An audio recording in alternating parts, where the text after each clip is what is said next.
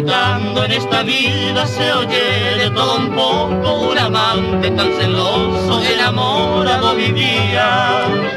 Otra está con su querida, pidiéndole su retiro. Dijo hoy he recibido una traición de que fui.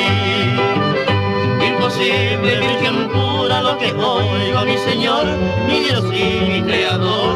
Va épico cogendúa, por el alma roja y tuba, con todo mi corazón, calumnia tan sin razón, como a Enya y Moabeba.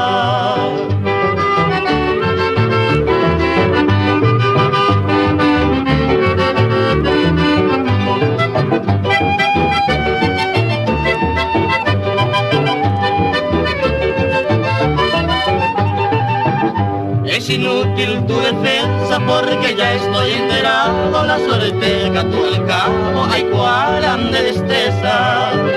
Ni demanda o promesa, ya no volveré a amarte. Algún día de recordarte a Condera y Pucaré. Hoy me negra vecindad, falsamente se cuenteaba. Han de ver e interesaba procurar mal informarme. Con el fin de abandonarte, de pecado en dilecuera, donde goza la cuentera esa maldita infame.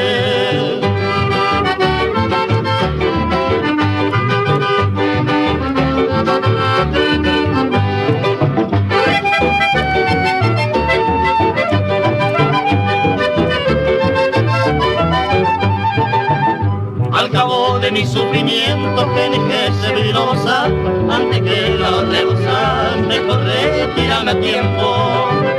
Antes que lo rebosar, mejor retírame a tiempo. Señor San Miguel, que yo pongo mi sufrimiento.